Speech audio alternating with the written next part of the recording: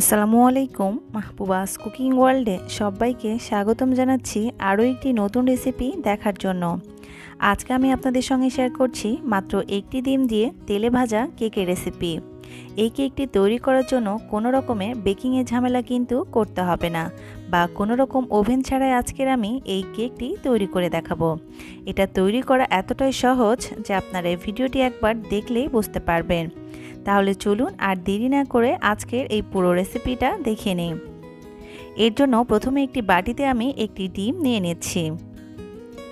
তার মধ্যে এখানে আমি দিয়ে দিচ্ছি হাফ চা চামচ পরিমাণ ভ্যানিলা এসেন্স। তারপর এখানে আমি দিয়ে দিচ্ছি সামান্য একটু পরিমাণে লবণ। তারপর দিয়ে দিচ্ছি এখানে আমি 1 টেবিল চামচ পরিমাণ রান্নার রেগুলার তেল।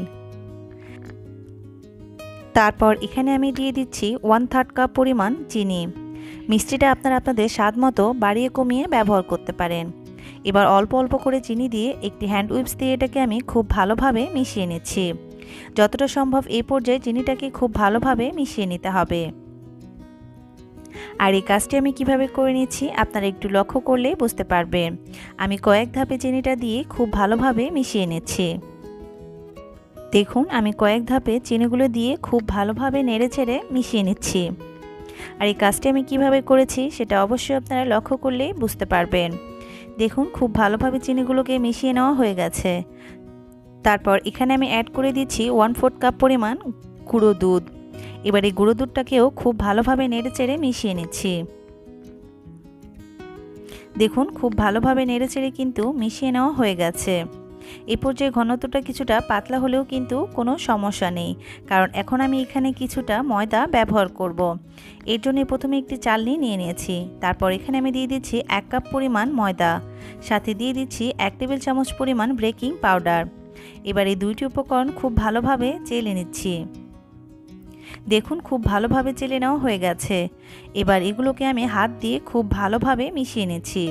আর এই পর্যায়ে চেষ্টা করবেন এটাকে হাত দিয়ে খুব ভালোভাবে মাখিয়ে নেওয়ার, এতে করে রুটি খুব বেশি মসৃণ হবে। আর এই কাজটি আমি কিভাবে করছি সেটা আপনারা লক্ষ্য করলেই বুঝতে পারবেন। দেখুন খুব ভালোভাবে মিশ্রণটিকে মাখিয়ে নেওয়া হয়ে গেছে। আর কেকের জন্য কিন্তু একদম পারফেক্ট একটা ডো তৈরি হয়ে গেছে। এই পর্যায়ে এটা কিন্তু অনেকটাই আঠালো থাকবে, তাই হাতে কিছুটা তেল মাখিয়ে নিলাম। তারপর এখানে আমি একটি চামচ নিয়ে নিয়েছি, যাতে সবগুলো কেক একই সাইজের হয়, এর জন্য এখানে আমি একটি চামচ ব্যবহার করেছি। এবার একটি চামচের সাহায্যে আমি কিছুটা ডো নিয়ে নিলাম। তারপর হাতে নিয়ে গোল গোল করে তৈরি করে নিলেই দেখুন হয়ে গেছে একটি কেক। এবার সরাসরি চলে যাচ্ছি চুলার প্রিপারেশনে। এর জন্য চুলায় আগে থেকে একটি পাত্রে পর্যাপ্ত পরিমাণে তেল দিয়ে তেলটাকে হালকা একটু গরম করে নিয়েছি। আর হালকা গরম তেলে এই ডোটাকে দিয়ে দিতে হবে। এই পর্যায়ে তেলটা কিন্তু খুব বেশি গরম হওয়া যাবে না, হালকা গরম অবস্থায় এই কেকের ডোগুলোকে দিয়ে দিতে হবে। আর দেখুন আমার কিছুটা কেকগুলো দিয়ে নেওয়া হয়ে গেছে। এবার একটি চামচ দিয়ে খুব ভালোভাবে এগুলোকে উল্টে পাল্টে ভেজে নিতে হবে। এ পর্যায়ে কিন্তু চুলার জাল মিডিয়াম লোতে রেখে এই কেকগুলোকে ভেজে নিতে হবে।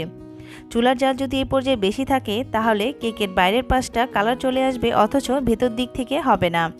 দেখুন আমার একদম পারফেক্টলি কিন্তু কেকগুলো তৈরি হয়ে গেছে। এবার এগুলো আমি তেল থেকে উঠিয়ে নিচ্ছি। আর তাহলেই দেখুন তৈরি হয়ে গেছে ভীষণ মজাদার তেলে ভাজা কেকের রেসিপিটা। আপনারা চাইলেই কিন্তু খুব সহজে এই রেসিপিটা তৈরি করতে পারেন। সকাল বিকালে চায়ের সঙ্গে কিন্তু এই তেলে ভাজা কেকটা খেতে অসম্ভব মজাদার হয়ে থাকে। আবার চাইলে আপনারা বাচ্চাদের টিফিনেও কিন্তু এই রেসিপিটা তৈরি করে দিতে পারেন। বাচ্চারাও কিন্তু এটা খেতে ভীষণই পছন্দ করবে। তো আশা করছি আমার আজকের এই রেসিপিটা আপনাদের কাছে অনেক অনেক বেশি ভালো লেগেছে। আর যদি ভালো লেগে থাকে তাহলে এই রকম আরও নতুন নতুন রেসিপি দেখতে অবশ্যই আমার ইউটিউব চ্যানেলটি সাবস্ক্রাইব করে রাখবেন। শেষ পর্যন্ত ভিডিওটি দেখার জন্য অসংখ্য ধন্যবাদ। সুস্থ থাকবেন, ভালো থাকবেন, আমাদের জন্য দোয়া করবেন।